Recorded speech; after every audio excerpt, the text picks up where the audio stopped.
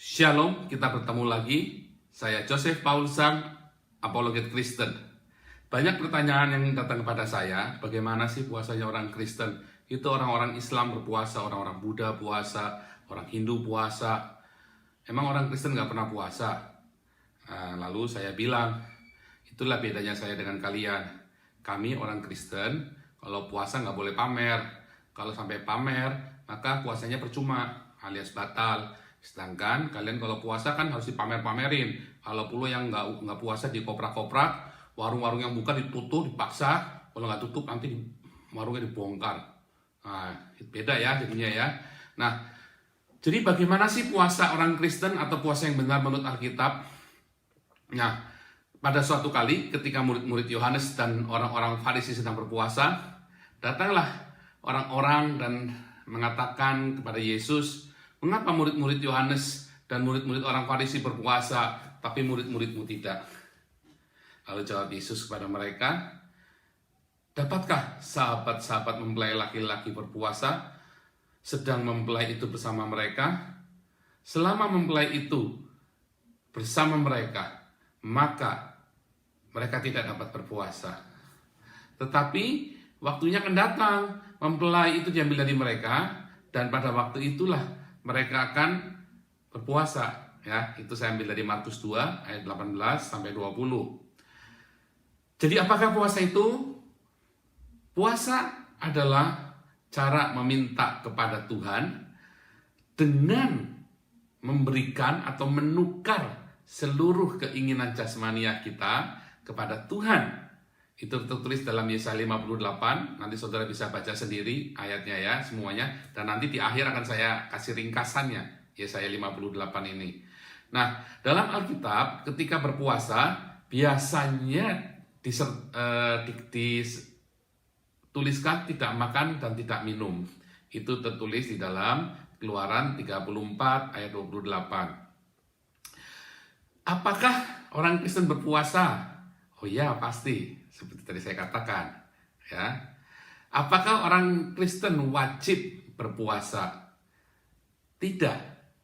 Sebab kekristenan bukanlah seperangkat aturan dan ritual, bukanlah seperangkat simbol dan keharusan-keharusan.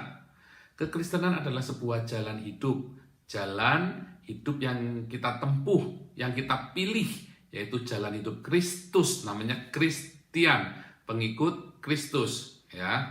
Bagaimanakah pengikut Kristus itu? Firman Tuhan mengatakan, bila kamu saling mengasihi, maka dunia akan mengenal bahwa engkau adalah pengikutku, ya. Pengikut siapa? Kristus. Kristian, pengikut Kristus. Hukum Taurat dan semua ritual di dalamnya, ketentuan-ketentuan di dalamnya itu sudah dibatalkan oleh Yesus, ya. Di dalam Lukas 16 ayat 16 dikatakan hukum Taurat dan kitab para nabi berlaku hanya sampai zaman Yohanes. Setelah itu semua orang berlomba memasuki kerajaan Allah. Kenapa? Karena dulu kerajaan Allah itu hanya milik orang Yahudi.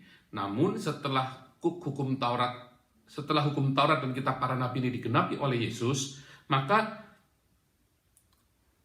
kerajaan Allah ini dibuka bagi seluruh bangsa yang percaya kepada Yesus Kristus dan penebusannya di kayu salib. Ya, Efesus 2 ayat 15 juga menyebutkan bahwa dengan matinya Yesus di kayu salib, maka ia membatalkan semua hukum Taurat dan ketentuan-ketentuan di dalamnya. Jadi ketika kita melakukan puasa, bukan karena melakukan kewajiban, melainkan karena sebuah kerinduan, sebuah kebutuhan, ya. Dan caranya ya dengan cara yang sudah diajarkan, yaitu yang diajarkan apa? Di dalam Alkitab, ya, baik itu dalam Perjanjian Lama maupun Perjanjian Baru. Jadi kita memandangnya bukan dengan benar salah cara itu, atau kalau tidak selesai cara puasa, tidak tuntas puasanya sesuai dengan cara Alkitab, maka kita berdosa atau menghina dan sebagainya, atau batal atau segala, enggak, ya. Namun ini adalah sebuah standar yang tertulis di dalam Alkitab. Bila kita melakukannya dengan benar, Anda akan mendapatkan manfaatnya. Kita akan mendapat manfaatnya. Hal ini sama seperti bila kita ikut berpantang makanan yang diharamkan di dalam Alkitab. ya, bukan Al-Quran ya. Patokan kita itu adalah Alkitab, bukan Al-Quran. Ya, sebab makanan halal haram di dalam Alkitab dan Al-Quran banyak yang berbeda. Ya, sebab bahkan puasa dalam Al-Quran itu cuma menunda makan, ya, merotasi jam biologis, siang jadi malam, malam jadi siang, ya. Makanya 3 kali, malah 5 kali sehari kalau lagi bulan Ramadan kan, tambah banyak, ya, dan heboh-heboh makanannya. Terus yang nggak puasa pun disuruh ikut puasa. Puasa di dalam kekristenan bukanlah menunda jam biologis, ya. Nah, Yesus mengingatkan bahwa nanti ada saatnya para muridnya akan berpuasa. Tadi ayatnya sudah saya sebutkan, ya, di dalam Markus 2 ayat 18, yaitu saat ia sudah tidak lagi bersama-sama dengan para muridnya secara jasmaniah di bumi ini. Ya, ketika Yesus sudah diangkat, maka itulah saatnya para muridnya berpuasa dan kita juga berpuasa. Ya, dan di Antiokhia juga disebutkan bahwa orang-orang Kristen ini berpuasa dan mendapatkan pesan dari Tuhan saat mereka berpuasa. Itu tertulis dalam Kisah Rasul 13 ayat 2 dan 3. Sebab saat Yesus Kristus tidak hadir secara jasmani di dunia seperti 2000 tahun yang lalu sebagai manusia, maka rohnya lah yang hadir. Dan kita hanya bisa mengenali kehadiran rohnya, roh Yesus, saat roh di dalam kita kuat. Masalahnya, manusia jasmani kita, kedagingan kita ini terlalu kuat, berisik, sibuk, ya, sehingga roh kita ini nggak peka. Ya. Coba lihat di 1 Petrus 4 ayat 7, kesudahan segala sesuatu sudah dekat. Karena itu kuasalah dirimu dan jadilah tenang, supaya kamu dapat berdoa. Bagaimana bisa berdoa saat kita sibuk dengan kekhawatiran dan semua kekacauan yang ada? Bagaimana bisa tenang saat kita sibuk pesta pora, senang-senang dengan nadai tolan, shopping sana, shopping ini, kia-kia. Nah, berpuasa adalah sebuah jedah, sebuah pause atau tanda sela kalau Anda baca dalam kitab Mazmur, ya. Dalam hidup kita agar kita bisa tenang, berdoa, merasakan kehadirannya, ya, di dalam hidup kita. Jadi waktu-waktu puasa itu sangat penting ya buat kita untuk jeda pause dari kesibukan. Bahkan pelayan-pelayan Tuhan, Anda harus berpuasa. Businessman, Anda berpuasa. Ibu rumah tangga, anak-anak muda, ayo puasa. Supaya apa? Supaya kita tenang. Supaya kita merasakan kehadiran Tuhan. Itu jeda, stop. Ambil satu waktu untuk puasa. Begitu ya. Nah, sebenarnya manusia jasmania kita bisa ditekan dengan respon yang benar ketika kita menghadapi penderitaan-penderitaan.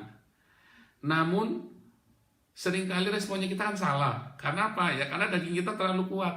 Nah, puasa ini menjadi salah satu cara efektif untuk mengontrol, untuk belajar menguasai, mengendalikan manusia jasmania kita, manusia daging kita. Yaitu apa? Dengan menyerahkan tesukah, ya, atau desire, lust, hawa nafsu kita untuk ditukar dengan kehendak Allah yang sempurna di dalam hidup kita. Sehingga kita memiliki kehendak Tuhan dalam hidup kita, dan kehendak Tuhan itu yang diadopsi kemudian menjadi kehendaknya kita. Ya, kita selalu berdoa, ya, dalam doa Bapa kami kita berdoa kehendak-Mu yang jadi di bumi seperti di surga. Tapi pada kenyataannya kita kalau berdoa kan kita maksa sama Tuhan, maunya kehendak kita yang jadi, ya kan? Saat berpuasa kehendak kita ini kuat sekali. Kudu harus, kalau nggak begini pokoknya saya nggak mau jadi Kristen lagi. Kalau nggak pakai cara saya pokoknya saya nggak mau ke gereja lagi. Orang kalau doanya nggak dikabulkan sama Tuhan mutung. Nah, padahal puasa itu bukan upaya memaksa Tuhan dengan cara mogok makan seperti anak manja, ya. Kalau nggak makan, kalau Tuhan nggak kabulkan doa saya nggak mau makan. Sono, nggak usah makan sekalian, nah, ya kan? Malah. Sampai mati pun Tuhan tidak akan memberikan keinginan kita.